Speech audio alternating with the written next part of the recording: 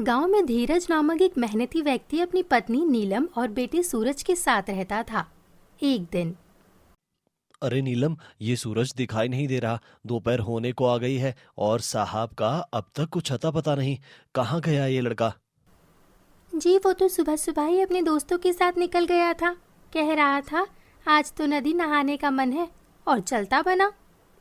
हद हो गई अब तो। कब तक ये लड़का अपने नालायक दोस्तों संग यूं ही मटरगश्ती करता रहेगा? कुछ अकल नाम की चीज भी है या नहीं इसमें? उम्र तो इसकी बढ़ रही है पर समझ तो जैसे उल्टी घट रही हो। अरे मैं कब तक अकेले इस घर की जिम्मेदारियां ढोता रहूंगा? अब तो मेरी हड्डियां जवाब देने लगी है। कभी सोचा है इसने कि बुढ़ापे में माँ बाप का सहारा बनना पड़ता है? मैं भी तो रोज समझाती हूँ उसे, प्यार से भी डांट से भी, लेकिन उस पर कोई असर नहीं होता। धीरज हर बात को टाल देता है, कल कर लूंगा कहकर। उसी समय सूरज बाहर से घर में दाखिल होता है। सूरज, ये क्या तमाशा है? कहाँ था तू अब तक? पिताजी, दोस्तों के साथ थोड़ा घूमने गया था। नदी में नहाया, मजा आया। बोलिए, कुछ जरूरी बात थी क्या? जरूरी बात? बेटा, मैं तो तुझसे रोज एक ही जरूरी बात करता हूँ, मगर तुझे तो जैसे मेरी बातें सुनाई ही नहीं देती। मैं तंग आ चुका हूँ तुझसे। कितनी बार कहा, कोई काम पकड़ ले, कुछ मेहनत कर। समय कभी किसी के लिए नहीं रुकता। और देख अपनी माँ को, अब उसमें भी वो जान नहीं रही। कब तक ये औरत दूसरों के घर झाड़ू पोछा करती रहेगी? पिताजी, करूंगा ना, कल से पक्का कुछ अच्छा करूंगा। अभी तो बस वक्त सही नहीं है। सही समय आएगा तो पूरा गांव मेरा नाम लेगा, देख लीजिए। बेटा, वो सही वक्त कभी नहीं आता।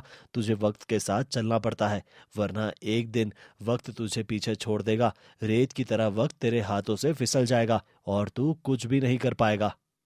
अच्छा पिताजी, अब ज्यादा ना डांटिए। मुझे बहुत भूख लगी है। माँ, खाना दो ना। कब सुधरेगा ये लड़का?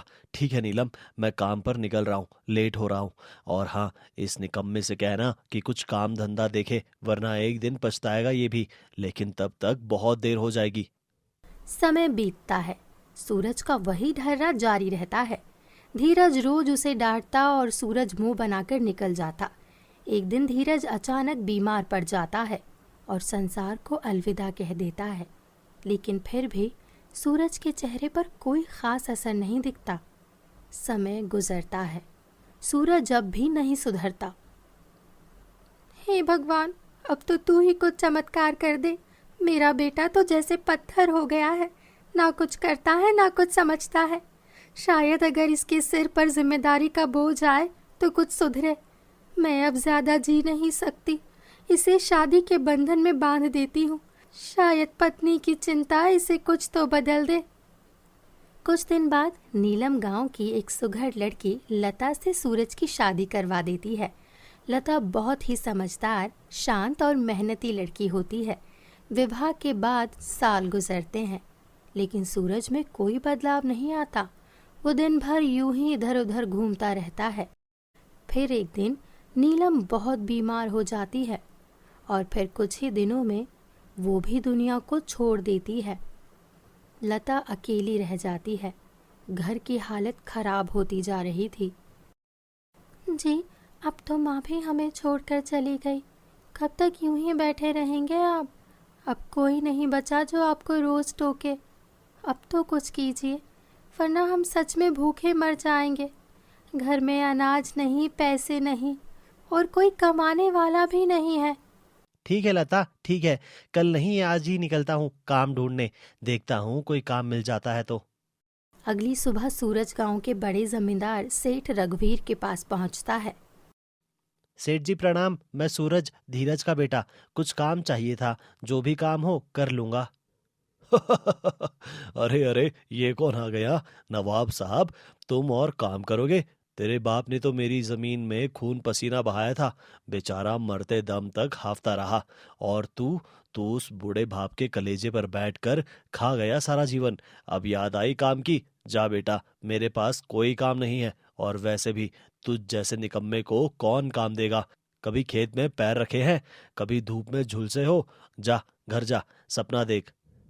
सूरज एक के बाद एक 2-3 लोगों के पास जाता है, लेकिन सबका जवाब वही होता है। हर कोई उसके बीते हुए समय को याद कर उसे तिरस्कार से ठुकरा देता है। सूरज टूट चुका होता है, शाम को खाली हाथ घर लौटता है। क्या हुआ जी, कोई काम मिला? नहीं लता, दिन भर घूमता रहा, एक के बाद एक सबने भगा दिया। सबने कहा निकम्मा है, नालायक है। आज समझ आया कि मैंने कितना वक्त बर्बाद कर दिया। अब तो घर में खाना भी नहीं है, राशन नहीं, पैसा नहीं, पता नहीं कल क्या होगा। लेकिन मैं हार नहीं मानूंगा, कल फिर से काम ढूंढने जाऊंगा। फिर अगले दिन सुबह होते ही सूरज थका हुआ लेकिन संकल्प के साथ घर से निकलता है। आज कुछ भी हो जाए, काम लेकर ही लौटूंगा। अब लता की आंखों में और मायूसी नहीं देख सकता। गांव की एक छोटी सी दुकान पर पहुंचता है। सेठ जी, कोई भी छोटा मोटा काम दे दीजिए, मैं करने को तैयार हूँ, बस कोई मौका दे दीजिए। देखिए, कोई बच्चों का काम नहीं है, बोरिया उठाने का काम। अगर तू बोले तू उठा सकता है तो ठीक है। जी सेठ जी, मैं कुछ भी करने के लिए तैयार हूँ। ठीक है, अगर सच में करना चाहता है तो ये बोरिया उठाकर गोदाम में रख दे। सूरज कोशिश करता है बोरियां उठाने की, लेकिन उसकी कमजोर काया भार नहीं संभाल पाती। वो कांपता है और अचानक चक्कर खाकर जमीन पर गिर पड़ता है। वहां भीड़ जमा हो जाती है। अरे तू बेहोश कैसे हो गया भाई? इससे क्या काम होगा, कभी हाथ में कुछ उठाया ही नहीं, सारी उम्र माँ बाप की कमाई पर ऐश किया है, अब शरीर कैसे साथ देगा? हाँ भैया, तुम लोग सही कह रहे हो। चल भाई सूरज, यहाँ से जा, तेरे बस का नहीं है ये सब। जा आराम कर घर में। नहीं, मुझे एक और मौका दीजिए, मैं काम करूंगा। अरे नहीं नहीं भाई, कहीं तुम मर गया तो मुझे जेल नहीं जाना है। सूरज शर्म और लाचारी में चुपचाप उठता है और भारी कदमों से घर लौटता है। क्या हुआ जी, काम मिला? काम तो मिला था, पर मैं कर नहीं पाया, शरीर साथ नहीं दे रहा। अब समझ आता है कि अगर मैंने पहले से मेहनत की होती तो आज मेरी ये हालत ना होती। मैं शर्मिंदा हूँ लता। लता कुछ देर चुप रहती है, फिर अंदर जाती है और अपनी शादी के जेवर निकालकर सूरज के हाथ में रख देती है। ये लीजिए, मेरी शादी के गहने हैं, इन्हें गिरवी रख दीजिए। कुछ पैसे आ जाएंगे, हम कोई छोटा मोटा काम शुरू करेंगे। शायद समोसे का ठेला लगा ले, कम से कम पेट तो भर सकेगा। अब और यूं ही बैठकर नहीं जिया जा सकता। लता, तुमने मेरे लिए इतना कुछ सोच लिया और मैं सिर्फ समय गवाता रहा। आज वादा करता हूँ, आज एक पल भी बर्बाद नहीं करूंगा। मैं तुम्हारे इस विश्वास को कभी टूटने नहीं दूंगा। सूरज गहने लेकर सुनार के पास जाता है, उन्हें बेचता है और पैसे लेकर राशन की दुकान से ज़रूरी सामान खरीदकर घर लौट आता है।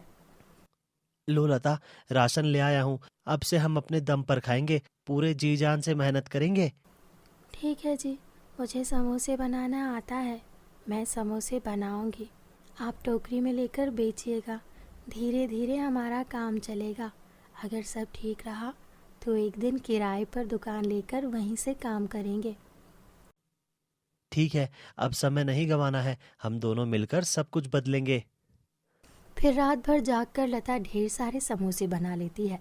सुबह होते ही सूरज टोकरी में समोसे सजाकर सिर पर रखता है। लता टोकरी ठीक करती है। ध्यान से जाना जी, और याद रखना, ये सिर्फ समोसे नहीं, हमारी उम्मीद है। आज ये टोकरी खाली नहीं, सपनों से भरी है और मैं इन्हें सच करने निकला हूँ। गांव की गलियों में सूरज आवाज लगाता है। समोसे ले लो, समोसे, स्वादिष्ट समोसे, खाओ एक बार, याद करोगे बार बार। तभी वहां जमींदार आता है। अरे सूरज, तू ये क्या कर रहा है? समोसे बेचने लगा तू? सेठ जी, एक समोसा खाकर देखिए ना, मेहनत से बनाए हैं, स्वाद अगर अच्छा ना लगे तो पैसे मत दीजिएगा। अरे वाह, आज तो तू दिल से बोल रहा है, चल खाकर देखता हूँ। जमींदार समोसे खाता है। एक पल के लिए वो चौंक जाता है। अरे भाई, ये तो सच में कमाल का समोसा है। मेरी पत्नी के लिए भी 5 पैक कर दे, बच्चे भी खा लेंगे। अभी देता हूँ सेठ जी, शुक्रिया। दिन भर सूरज गलियों में घूमता है, गर्मी में पसीने से तरबतर। लेकिन शाम तक सूरज के सारे समोसे बिक जाते हैं। थका हुआ लेकिन खुशी से चमकती आंखों के साथ वो घर लौटता है। लता, देखो मेरी पहली कमाई। आज पूरा दिन धूप में घूमकर अपने पसीने की बूंदों से ये पैसे कमाए हैं। अब समझ में आया कि खून पसीने से कमाया गया पैसा, उसका स्वाद ही अलग होता है। यही तो कहते हैं लोग, मेहनत का फल मीठा होता है।